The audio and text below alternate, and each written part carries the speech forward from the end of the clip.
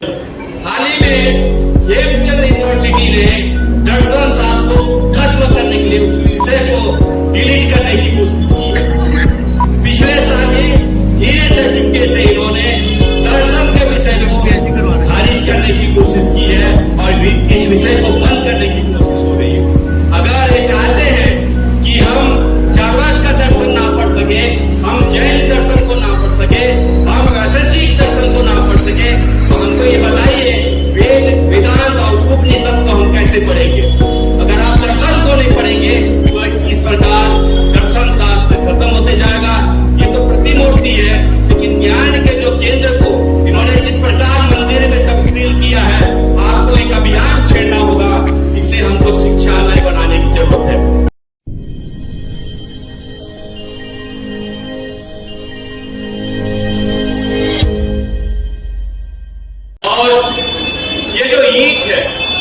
ये ईंट जो है, ये गुप्त सम्राट जो गुप्त काल है उस समय के ये ईंट है। चंद्रगुप्त मौर्य और बड़ी विडंबना है कि तमाम साक्ष्यों के बाद उत्खनन करते हैं, लेकिन उत्खनन करते करते ये आगे की ओर नहीं जाते, क्योंकि आगे की ओर जाएंगे उत्खनन करते करते तो वहां बुद्ध की मूर्ति मिल जाती है, वहां बुद्ध के स्तूप मिल जाते हैं।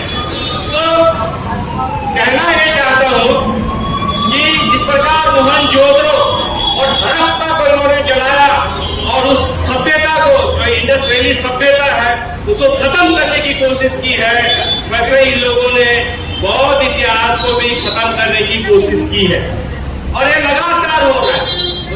महाबोधि महाविहार बहुत महत्वपूर्ण मुद्दा है, लेकिन मैं सिर्फ छत्तीसगढ़ का बताऊं तो यहाँ पर ताला है, यहाँ पर डमरू है, यहाँ पर अभी हाल ही में हम सिरपुर है, भोंगा पाल है, ऐसे तमाम तीर्थ स्थान है, ऐसे तमाम ऐतिहासिक और पुरातात्विक महत्व के स्थान है जो चीख चीख के बोलता है कि ये आदिवासियों का और बौद्धों का स्थान है।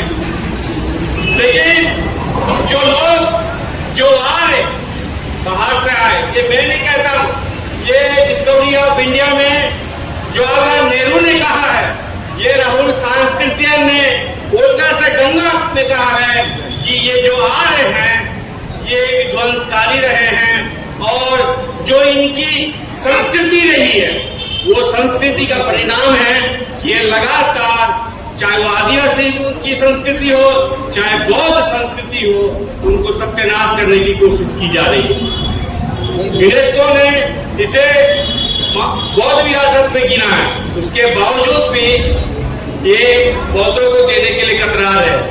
ये जानते हैं अगर महाबोधि महाविहार को बौद्धों को दे दिया जाए तो बौद्ध ही शांत बैठने वाले नहीं है। ये काशी में भी उठ के जाएंगे, ये तिरुपति में भी उठ के जाएंगे, ये पुरी में भी उठ के जाएंगे और हर जगह ये जितने भी बौद्ध पुरातात्विक महत्व के स्थान है उसे ये मटिया बैठ करने की कोशिश कर रहे हैं। ये बताने की कोशिश करते हैं कि बौद्ध जो है वो 7वां अवतार है या 21वां अवतार है। लेकिन ये इनका इतिहास भी ये जानते हैं। जैसे ही सिंधु घाटी सभ्यता का मोहनजोदड़ो और हड़प्पा के उत्खनन शुरू हुआ तो जो वैदिक सभ्यता है, ये वैदिक सभ्यता का जो तिथि है वो कहीं न कहीं मिट गया। तो ये जो इंडस वैली जो सभ्यता है भारत की, जो यहाँ की जो सिंधु घाटी की जो सभ्यता है या मोहनजोदड़ो की जो सभ्यता है, ये फिर से उठ खड़े होगी। किसी भी देश की जो सभ्यता जो नदी के किनारों में बसा हुआ है वो बहुत महत्वपूर्ण सभ्यता है। अगर आप कुछ पीछे जाएंगे 160 किलोमीटर दूर जो सिरपुर है, जो बंदरगाह का जो तट है, वहाँ आप देखेंगे कि किस प्रकार के बहुत महत्वपूर्ण चीजों को इन्होंने खंडित किया है। जो स्तूप है उन स्तूपों को तोड़ के इन्होंने शिवलिंग में बदल दिया है, जिसे ये लक्ष्मण मंदिर कहते हैं।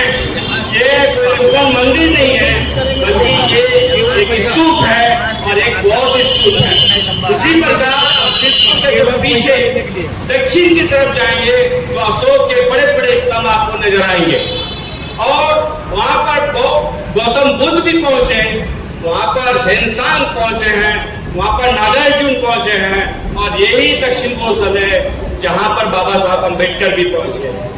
तो इतने सारे आधार होने के बाद भी वो साकेत हमको नहीं मिला।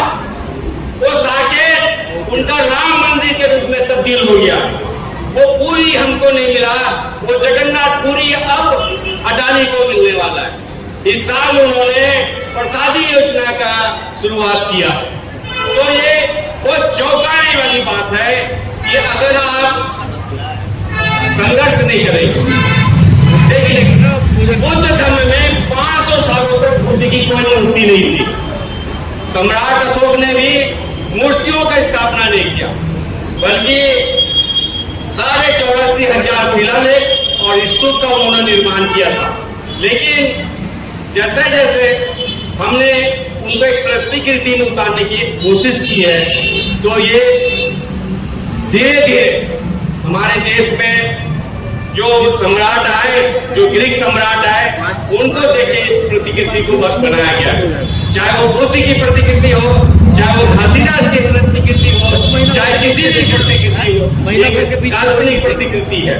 लेकिन ये धीरे धीरे हमारी जो हिंदू धर्म की जो सभ्यता है, उसका अंश हमारा आस्था के साथ धीरे धीरे जुड़ते चला गया। बहुत सारे वक्ताओं ने बताया कि आपको बौद्ध होने की जरूरत है। ये जरूर है, बौद्ध कभी भी मूर्ति पूजा नहीं करते हैं, ना ही कहीं मंदिर जाते हैं। ये जो तमाम विहार है, ये हमारा शिक्षा का केंद्र है। तो मैं ये कहना चाहूंगा कि जितने भी विहार है, चाहे वो छत्तीसगढ़ में हो, चाहे भारत भर में, इन तमाम विहार को मंदिर नहीं, इसे हमें शिक्षा का केंद्र बनाने की जरूरत है। और सबसे बड़े जो नालंदा यूनिवर्सिटी है, उसकी प्रतिकृति में लाने की जरूरत है। जब तक हम इसको शिक्षा के केंद्र में तब्दील नहीं करेंगे, तो हमारे अंदर में जो अंधविश्वास भरा हुआ है, हमारे अंदर में जो कुरीति भरा हुआ है, इस कुरीतियों का भी सत्यानाश नहीं होगा। तो इन तमाम कुरीतियों का सत्यानाश करने के लिए बौद्ध धर्म को बहुत करीब से जानने की जरूरत है। और बौद्ध धर्म का जो दर्शन है, बहुत गहराई लिए हुए दर्शन है। जिस प्रकार ये दर्शन बहुत गहरा है, वैसे ही जैन दर्शन बहुत ही वास्तविक दर्शन है।